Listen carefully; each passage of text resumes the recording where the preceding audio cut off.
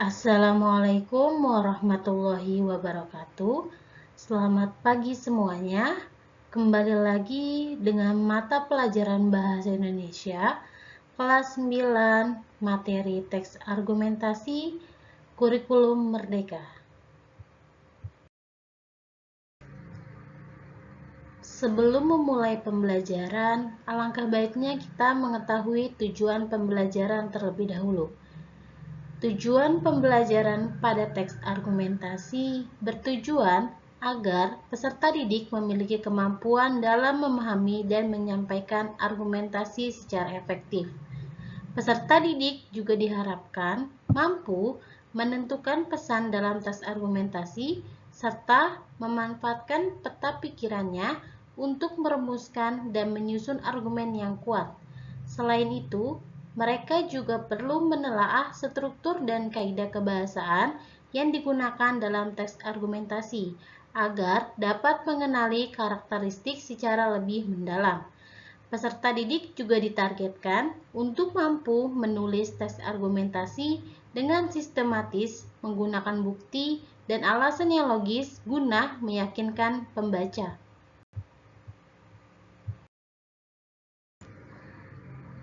Nah, sebelum kita mempelajari tentang teks argumentasi, apa yang kalian ketahui tentang teks argumentasi? Baik, jadi teks argumentasi adalah teks yang berisi opini penulis yang disertai alasan dan pembuktian yang didukung oleh fakta dan disampaikan secara logis dan objektif. Tujuan teks argumentasi terbagi menjadi dua. Yang pertama, teks argumentasi bertujuan untuk meyakinkan dan mempengaruhi pembaca. Penulis meyakinkan dan mempengaruhi pembacanya dengan cara menyertakan bukti dan alasan yang faktual bersama opininya. Tujuan teks argumentasi yang kedua yaitu untuk mengungkapkan opini penulis terhadap suatu permasalahan. Penulis teks argumentasi dapat menyampaikan opini pro maupun kontra terhadap permasalahan yang dibahas. Sebelumnya kita sudah mengetahui apa itu teks argumentasi. Selanjutnya yaitu mengenai ciri-ciri teks argumentasi. Ciri-ciri teks argumentasi terbagi menjadi 4. Yang pertama terdapat pernyataan, yaitu berisi pernyataan pendapat yang akan dibuktikan atau dipertahankan penulis melalui argumennya yang kuat. Ciri yang kedua yaitu terdapat data, yaitu berisi data berupa fakta dan alasan yang mendukung pendapat. Ciri yang ketiga yaitu menyertakan alasan dan bukti, yaitu berisi alasan logis dan bukti-bukti bisa berupa fakta, data penelitian atau kutipan dari para ahli. Dan ciri yang terakhir yaitu menggunakan bahasa logis dan objektif, di mana argumentasi itu biasanya disusun secara logis dengan menghindari emosi yang berlebihan. Selanjutnya ada struktur teks argumentasi. Terbagi menjadi 3, ada pendahuluan, tubuh argumen, dan kesimpulan. Pendahuluan berisi pernyataan utama atau pendapat yang ingin disampaikan penulis atau latar belakang singkat mengenai topik yang akan dibahas. Tubuh argumen berisi alasan yang mendukung pernyataan atau pendapat yang disampaikan di awal. Nah, setiap alasan biasanya disertai dengan bukti, data, fakta, dan kutipan ahli atau contoh yang relevan. Kesimpulan berisi rangkuman untuk membuktikan kepada pembaca tentang kebenaran argumen yang telah dipaparkan.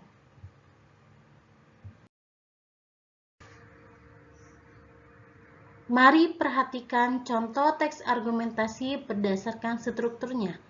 Di sini ada teks argumentasi yang berjudul Produk Pangan Lokal, di mana bagian pendahuluan berisi Indonesia memiliki kekayaan produk pangan lokal yang berlimpah, seperti beras, jagung, sagu, dan umbi-umbian.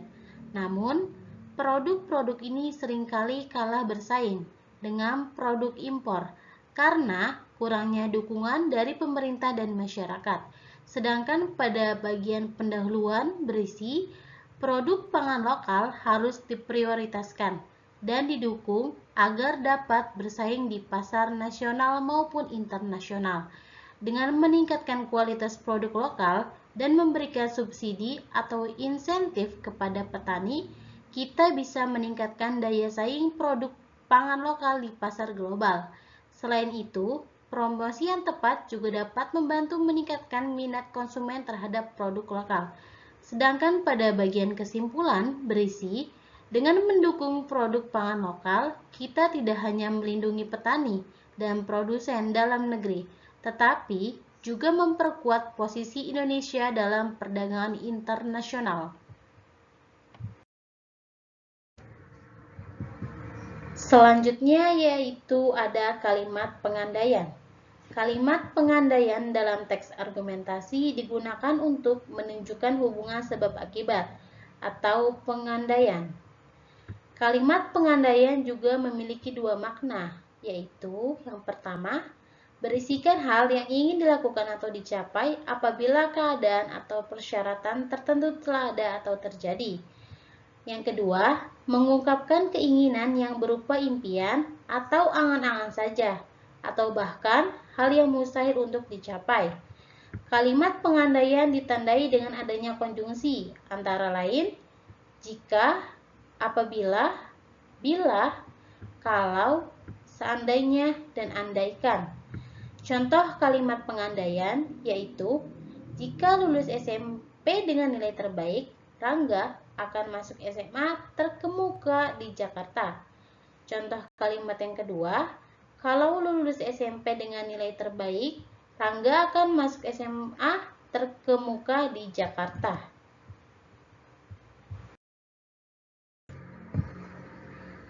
Baik, setelah kita mengetahui struktur teks argumentasi, selanjutnya yaitu mengenai kaidah kebahasan teks argumentasi. Kaidah kebahasan teks argumentasi meliputi penggunaan bahasa formal dan baku. Nah, selain itu, teks argumentasi juga menggunakan kata adverbia, konjungsi, dan verba untuk menyampaikan argumen dengan jelas dan meyakinkan. Nah, yang pertama yaitu ada kata keterangan atau adverbia. Adverbia digunakan untuk memberikan keterangan terhadap kata kerja, kata sifat, maupun kata bilangan. Adverbia itu terbagi menjadi 5. Ada adverbia tempat, yaitu kata keterangan tempat adalah kata atau frasa yang menjelaskan di mana suatu tindakan atau peristiwa itu terjadi. Contohnya, ia menjawab pertanyaan di mana dalam suatu kalimat. Nah, kata keterangan tempat memberikan informasi tentang lokasi, posisi, jarak, atau arah. Contoh lainnya yaitu kata di sini, di sana, di rumah, dan di pasar. Yang kedua ada kata keterangan waktu. Kata keterangan waktu atau adverbia yang berfungsi untuk menunjukkan waktu terjadinya suatu peristiwa atau kejadian. Nah, contoh adverbia waktu dengan kata kapan, contohnya yaitu sekarang, kemarin, besok, lusa, nanti, segera, kemudian, lalu, waktu itu, dan saat itu. Sedangkan dengan kata seberapa sering, antara lain yaitu ada kata sering, jarang, selalu, kadang-kadang, terkadang, biasanya, dan sesekali. Sedangkan kata durasi, kata lainnya yaitu lama, sebentar, selama, hingga, dan sampai. Yang ketiga yaitu ada adverbia syarat atau kata keterangan syarat. Nah, jenis adverbia ini berfungsi untuk menyatakan kondisi atau persyaratan tertentu yang harus dipenuhi agar suatu tindakan atau peristiwa itu dapat terjadi. Contoh adverbia syarat meliputi jika, seandainya, asalkan, dan selama. Yang keempat, ada adverbia sebab. Adverbia sebab adalah jenis kata keterangan yang menjelaskan sebab atau alasan terjadinya suatu peristiwa atau keadaan. Kata ini memberikan informasi tentang mengapa suatu terjadi atau mengapa seseorang melakukan sesuatu. Contohnya yaitu, dia tidak bisa hadir karena sakit, atau contoh lainnya yaitu, dia menangis sebab melihat ibunya pergi. Yang kelima, yaitu ada adverbia alat. Adverbia alat adalah jenis kata keterangan yang menjelaskan alat yang digunakan dalam suatu kegiatan atau peristiwa. Keterangan alat biasanya digunakan untuk menjelaskan jenis alat yang digunakan oleh pelaku saat melakukan suatu aktivitas. Contohnya, dia membuat kue dengan menggunakan mixer. Nah, kata keterangan alat yaitu dengan menggunakan mixer. Contoh lainnya yaitu mereka makan siang dengan sendok. Nah, kata keterangan alatnya yaitu dengan sendok. Atau contoh lainnya juga bisa dia menggambar dengan pensil. Nah, kata keterangan alatnya yaitu dengan pensil. Kaidah kebahasaan teks argumentasi yang kedua yaitu terdapat kata konjungsi. Konjungsi adalah kata penghubung yang digunakan untuk menghubungkan antar kata, klausa, frasa, atau kalimat. Nah, konjungsi juga bisa membantu menciptakan kalimat yang lebih jelas dan padu. Konjungsi terbagi menjadi 3 yaitu konjungsi intrakalimat, konjungsi antar kalimat, dan konjungsi antar paragraf. Konjungsi intrakalimat adalah konjungsi yang menghubungkan dua unsur atau lebih dalam satu kalimat.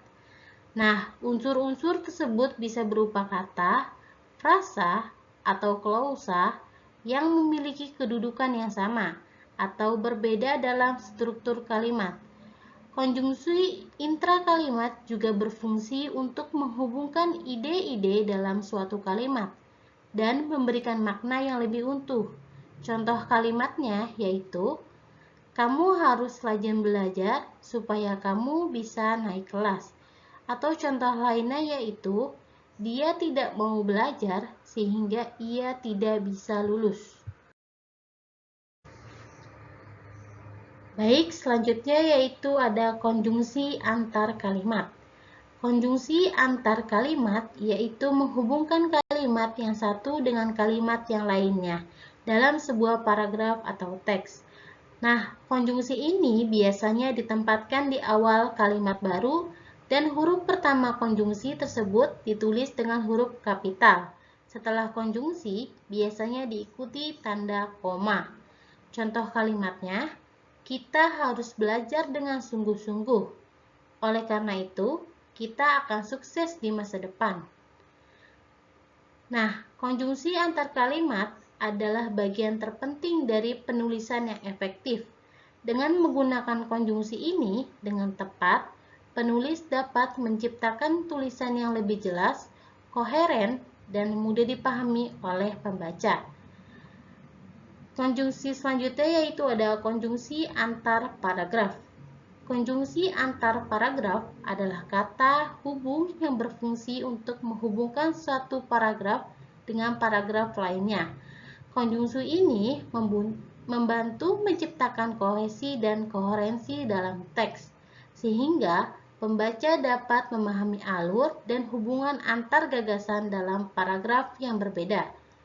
Contoh penghubung antar paragraf yaitu oleh karena itu dan oleh sebab itu. Sedangkan contoh kalimatnya yaitu pendidikan yang baik adalah kunci kesuksesan. Selain itu, pendidikan juga dapat membentuk karakter yang baik.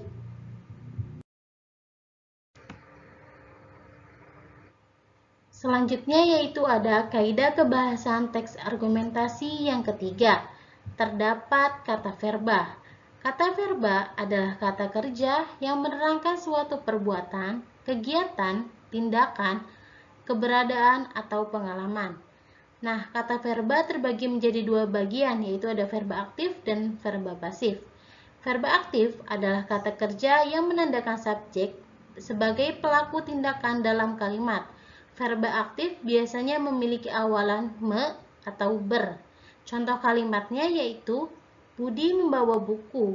Membawa adalah verba aktif karena Budi sebagai subjek melakukan tindakan membawa. Sedangkan verba pasif adalah verba di mana subjeknya menjadi objek, dikenai suatu tindakan atau menerima akibat dari suatu tindakan. Dalam kalimat pasif, subjek tidak melakukan tindakan, melainkan menjadi subjek yang menerima atau diperlakukan sesuatu. Contoh kalimatnya yaitu, rumah itu dibangun oleh kontraktor. Nah, rumahnya adalah subjek pasif yang dibangun, bukan yang membangun. Baik, selanjutnya yaitu ada kaidah kebahasan teks argumentasi yang keempat, yaitu ada kata denotasi. Kata denotasi dalam teks argumentasi adalah kata-kata yang digunakan sesuai dengan makna sebenarnya, tanpa adanya makna kiasan atau makna tambahan. Dalam teks argumentasi, makna denotasi dipakai untuk menyampaikan gagasan atau argumen yang secara jelas. Nah, contoh kalimatnya yaitu peningkatan suhu global disebabkan oleh emisi gas rumah kaca. Itu menggunakan kata denotasi. Sedangkan makna konotasinya yaitu dunia sedang menghadapi bencana alam yang mengerikan. Nah, dia menggunakan konotasi menekankan emosi. Selanjutnya, penggunaan kata denotasi dalam teks argumentasi sangat penting untuk memastikan kejelasan, objektivitas, dan persuasivitas argumen yang disampaikan. Pemilihan kata yang tepat dan menghindari kata konotasi membantu pembaca memahami argumen yang jelas dan dapat meyakinkan mereka tentang kebenaran argumen tersebut.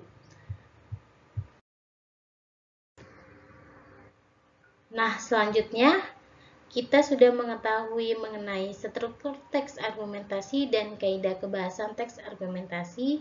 Selanjutnya yaitu ada jenis teks argumentasi.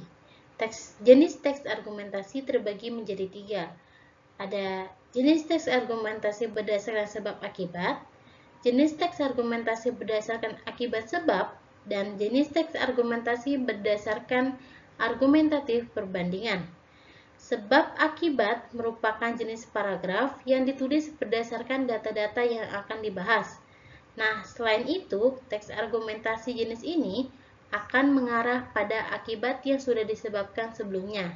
Untuk mengetahuinya, dengan melihat penggunaan konjungsi atau kata hubung seperti oleh sebab itu, karena itu, dan demikian. Sedangkan pada akibat sebab, yaitu paragraf ini ditulis dengan mengungkapkan akibat yang timbul terlebih dahulu. Setelahnya, baru bisa dijelaskan penyebab terjadinya hal tersebut. Dilihat dari segi penulisan, akan tetap sama dan mengutamakan data dan fakta. Sedangkan pada argumentatif perbandingan, yaitu berisi fakta dan data dengan cara melakukan perbandingan atau komparatif. Nah, bisa pula diartikan sebagai usaha dalam membandingkan argumentatif berdasarkan anggapan yang mencakup pengertian terkait data yang kuat.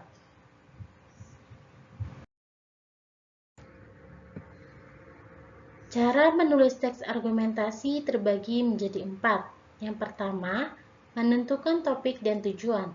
Pilihlah topik yang menarik dan relevan. Kemudian, tentukan tujuan penulisan, apakah untuk meyakinkan atau mencari dukungan. Cara menulis yang kedua yaitu mengumpulkan data. Lakukan riset, baca buku, baca jurnal, atau artikel, dan sumber informasi lainnya. Kemudian, kumpulkan data dan bukti yang relevan dengan argumen. Cara menulis yang ketiga, membuat kerangka paragraf. Susun kerangka paragraf dengan gagasan utama dan pendukung. Nah, pastikan juga setiap paragraf memiliki ide pokok dan ide pendukung. Cara menulis teks argumentasi yang keempat, melengkapi dan mengembangkan paragraf. Kembangkan kerangka paragraf menjadi tulisan yang utuh. Gunakan bahasa yang jelas dan logis. Kemudian tambahkan contoh, data, dan statistik untuk mendukung argumen tersebut. Sekian penjelasan tentang teks argumentasi, struktur teks argumentasi, kaidah kebahasan teks argumentasi, dan cara menulis teks argumentasi. Terima kasih dan sampai jumpa pada materi selanjutnya. Wassalamualaikum warahmatullahi wabarakatuh.